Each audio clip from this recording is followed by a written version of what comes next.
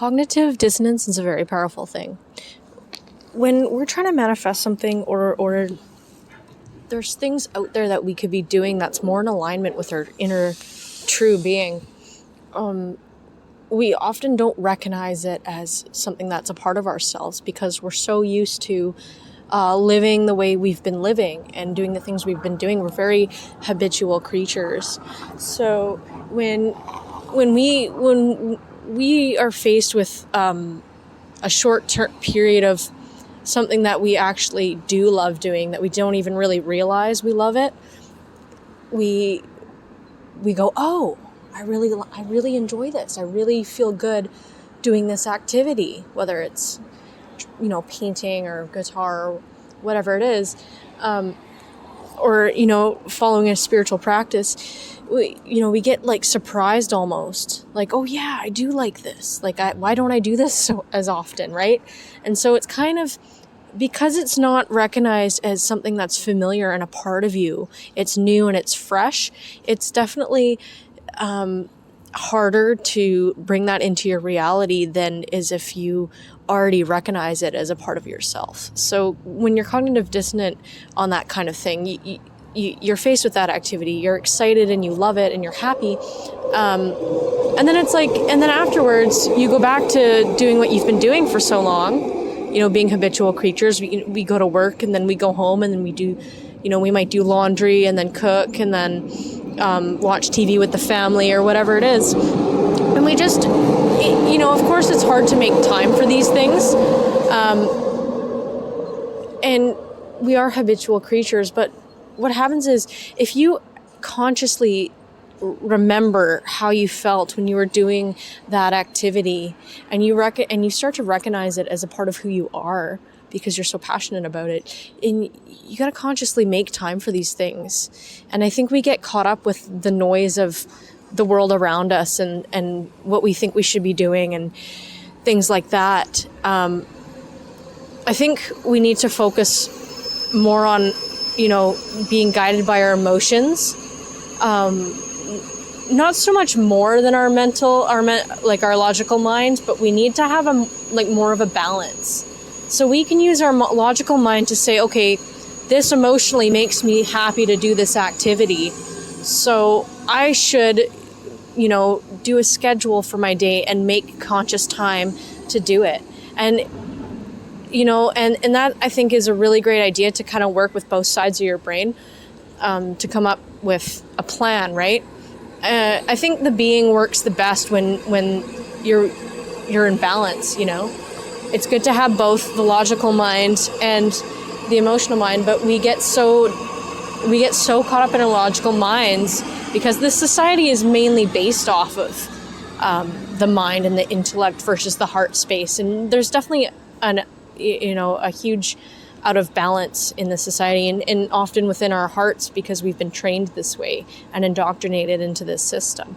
So when you face something that you love to do, know that that's a part of you, and know that that is something your emotional guidance system is telling you this is something you should be working on.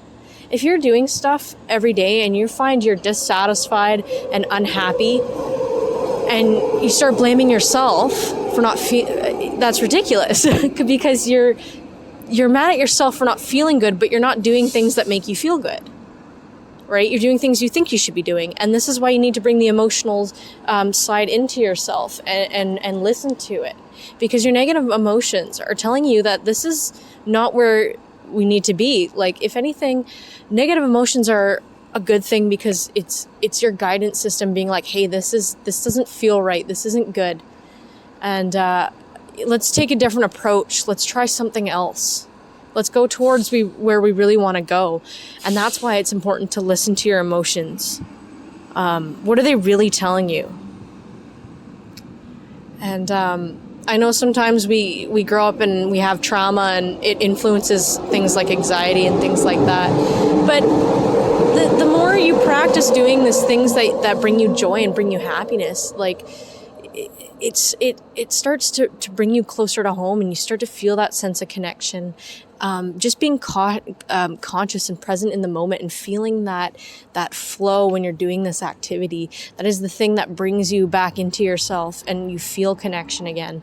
And when you feel connection, you start to listen to yourself. And when you listen to yourself, you go, okay, this is where I want to direct my life towards, because this feels better. And I think it's really important to do that, because a lot of us are running around doing what we think we should be doing, and we're just not happy. And people shouldn't tell you what to be doing with your life. That is something for you to figure out. You are the author of your own book. You are writing your own story. You know, your path is not meant to look like somebody else's path. Like these guidelines and stuff, it's all show. It's all for show.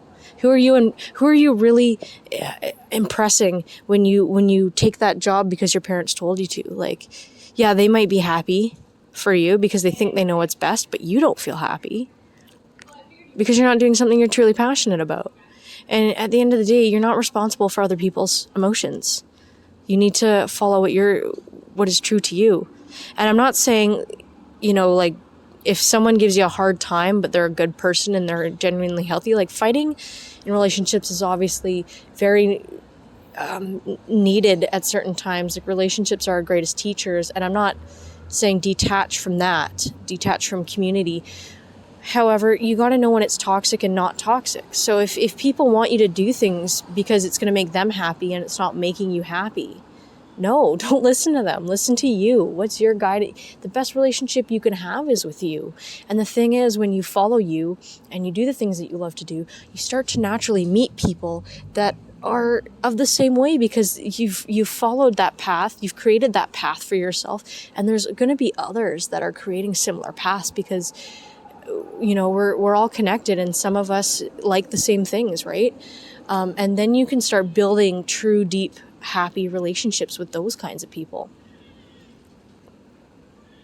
And it just naturally feels better. The more you express your authenticity and practice what you love doing, is the more you'll find people that see your authenticity and they love it and they appreciate it and they don't want to change you. And those are the best kinds of relationships you can have. They're the best ones. And obviously there's going to be tough times and there's going to be challenges. But the thing is when you stay authentic and you work to communicate and you try your best and you keep your boundaries and you express things to each other with an open, understanding heart, it's just so much easier to get through and to grow, versus hiding who you are in fear of not being liked because people judge you for your authenticity. Sorry, I'm under a train. And, versus that, it's not as satisfying.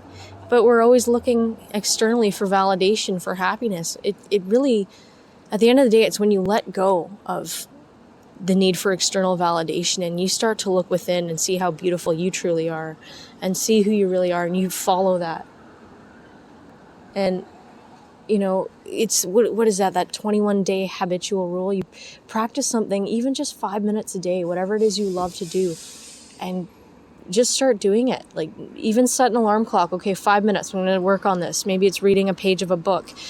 When you do this, you're not putting pressure on yourself, and you start to feel like, most often you actually do a bit more than you've planned to do. You read another page, you might read another page after that, or you might practice a bit more on the guitar or whatever it is, whether it's sports or hiking.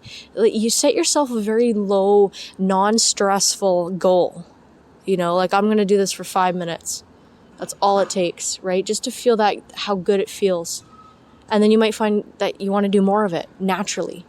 Oftentimes we put pressure on ourselves to want to do things that we love to do because we know it's good for us, right? And again, that's also our logical mind, because we know it's good for us. We need to do it, but we're also distracted by everything else. So we feel a lot of stress and pressure. Oh, I don't have enough time to do this or that. So start out so small. Start out very small, 5 minutes a day. Oh, sorry, another train. And, when you do this, the lack of stress lacks resistance to the situation, and you're more in that flow state. And when you're in the flow, the universe will provide, because you're not resisting anything subconsciously. You're not saying, no, I don't want this. You're saying, I'm with the flow. I'm going to do with what feels good. Maybe it's only 5 minutes. Wow, this feels really good. I want to continue doing this. And the more you practice doing this every day or, every few days, it starts to grow in your consciousness, and your brain is now being trained to want to experience that more. And so your reality starts to change in favor of that. Oh my gosh, someone's calling me. I hope you can't hear that. But anyway, I guess that's all I really have to say for now. Like, if you want to feel good and you want to connect yourself, start practicing things that would bring you joy, and ask the universe, bring me things, or, bring me happiness. I want happiness, because what that does is it opens up all your possibilities, to experience happiness. You might not know what makes you happy, right? That's the whole point of self-discovery, is ask the universe, happiness. That is what I want. I want to feel good. I want to feel good. And you'll be surprised what, just be open to the situations that come your way if they feel good, right? Use your intuition and, just practice baby steps. That's all it is. Life is the journey that you're creating. It's the sculpture that you're carving. It's the book that you're writing. It's the painting that you're painting, baby. All right. That is all I have to say, guys. I'm wishing you all the best, and take care.